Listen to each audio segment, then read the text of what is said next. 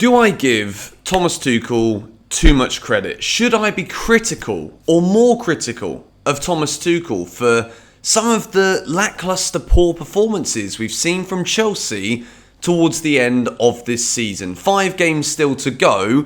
Yes guys, welcome back to another video. Welcome to the George Benson Football Channel. In today's video, I want to try and critique myself when it comes to how I critique Chelsea and how I talk about Chelsea. Because you guys remind me in the comments, and I quite often read it, and because I'm of the opinion, and I still am of the opinion, let me just clarify, that Thomas Tuchel's the right man for the job at Chelsea, I probably don't give him as much criticism as I necessarily should in moments where it's easier to pick a flaw with a managerial tactic, to pick a flaw with a decision, rather than simply just saying that the players don't care. Which, after the Man United game, which the sun is just about coming up to my right now, so 6 Things We Learnt's been out for a while. If you haven't seen it yet, check it out, link in the description. The more I read upon it, the more I think about choices of style, choices of starting 11, substitution timing, the more I wondered that maybe I give Thomas Tuchel too much leeway, not enough criticism. In a sense, I've got to play devil's advocate a little bit with how football works and how I have tended to shift the blame away from Tuchel when things haven't gone well. In order to contextualize this fully, come to a definitive answer to the question in the title of the video, we've got to strip it back when Thomas Tuchel took over. We've spoken about this many times here on GBFC, but when Frank Lampard was at the club, there was a special affinity with the fans, which led to his sacking, resulting in the majority of fans at the time thinking that it was unjust, being sad to the point of being like, well, now we just don't know what we're going to do because we're not playing that well. We seem to have a lot of high-profile players at the club who are underperforming. And realistically, Chelsea have been through so many top-quality managers that we didn't have that many names on the door that still needed a chance to prove why they're a top-quality manager by managing a club like Chelsea. In comes Thomas Tuchel. And out of nowhere, Chelsea still managed to finish top 4. We do get to an FA Cup final. And we somehow managed to win the Champions League, which forever, in the history of how Chelsea look back on in 50 years' time, let's just hope we're still a foundation. But in 50 years' time, history will look back on Thomas Tuchel at Chelsea so kindly.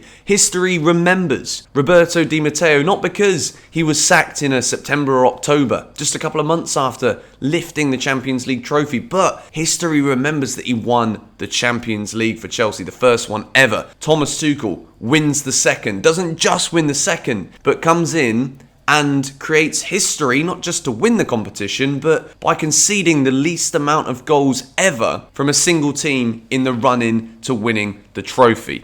It is a phenomenal feat. This season, the stagnation of Chelsea's season, and I think the game against Manchester United last night, if you didn't see the video I posted the other day talking about how solving the striker situation is the number one problem, if ever there was a match that vindicated what I said in that video, it was last night's game, or the game we just saw against United. Overall, the performance of both Manchester United and Chelsea, the fact that it was a dead atmosphere in Old Trafford apart from Chelsea away fans, Thomas Tuchel's substitutions being exactly the same ones that he did against West Ham, yes, makes sense, but then Pulisic and Lukaku come on and kind of epitomise the entirety of the match, which just looked like two teams who didn't really care, weren't really pushing beyond the barriers of, 1-1 draw suffices. No one's happy, but no one's unhappy.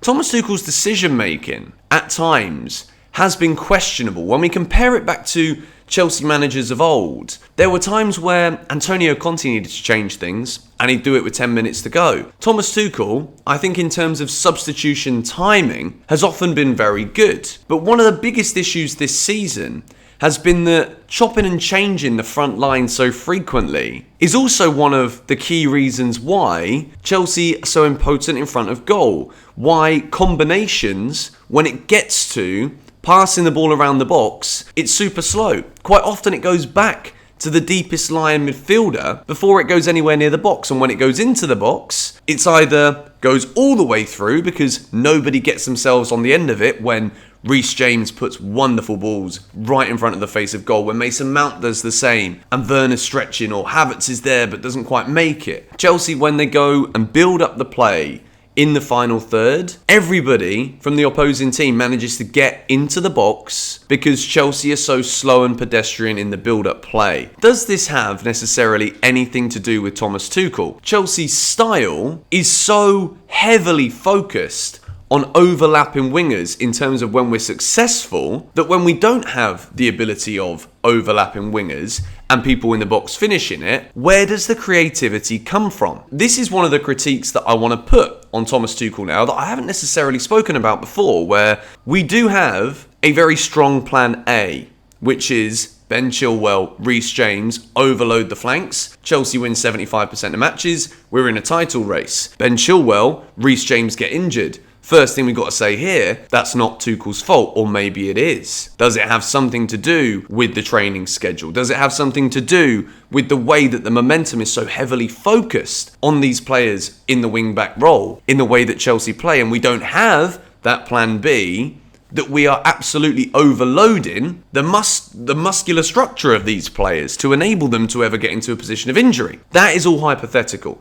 That is something that we can't manage here as fans watching from the sidelines, but it is certainly something to keep in mind. The critique I have of the system we're playing is that Chelsea have been so evidently lacklustre going forward ever since those overlapping wing-backs have no longer been the way that we can play. With Alonso, it works, but it doesn't work in the same way. It isn't as consistent. We don't create as many clear-cut opportunities as we did when it was Chilwell and Reece James. My other concern is that some of the biggest results that we have seen Chelsea lose or struggle in, some of the responses from Tuchel have been ever so slightly confusing. Like the Arsenal result, he blamed the pitch, but like we all know it wasn't really the pitch. It's just at this moment in time, because of all of the external pressure regarding Chelsea ownership, contract issues, players leaving, which leaves other players thinking, is this the right place for me to be at? This is something totally out of the control of Thomas Tuchel. However, losing at home to Brentford, the draw against Manchester United last night, there are so many results where even though Thomas Tuchel's substitutions have been fantastic at times and won us games at times, when you lose games like that and you concede 4 at home to Brentford, 4 at home to Arsenal, shocking performance against West Ham, but then another poor result against Manchester United, but you just wonder how much blame ends up on the head of the manager. And in this video, it's taken me up until 9 minutes really, and I've only slightly defended Thomas Tuchel a little bit. I do think overall, there is still absolutely no doubt in my mind when the plan A that Chelsea have, which is to just give Ben Chilwell and Reece James the ball, when that comes back into fruition at the beginning of next season, I think we'll see Chelsea once again dominating matches. And because of how good the positions are that Chilwell and James get into when there is natural width on both sides of the field, Chelsea will score enough goals to win matches that we haven't been winning this season. And I truly believe that. I asked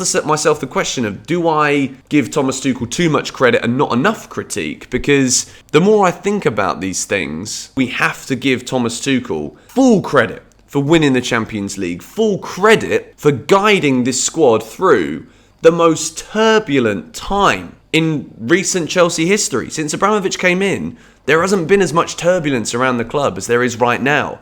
I also have to give him significant credit for the way that he dealt with the Lukaku situation, not just in the media, but also not fully freezing him out, but then also dropping him from the team when he realised that actually, despite whatever player power there might be of a man of Lukaku's stature at the club, being the big new signing, the record signing, but because he wanted to leave, in the end, Thomas Tuchel was like, well, you want to leave, your performances aren't good enough, I'm taking you out and I'm putting Kai Havertz through the middle. It's a bold decision. Some managers wouldn't be able to manage or micromanage the relationships within the squad, which lead to discontent. And I think Tuchel has done an amazing, amazing job of that. And despite me trying to rationalise here today why sometimes the team selection might not be correct. Not sticking with the same front three consistently enough is a big reason why Chelsea are so profligate in front of goal. But I also know that with so many players in the squad looking for those positions and nobody ever actually grasping it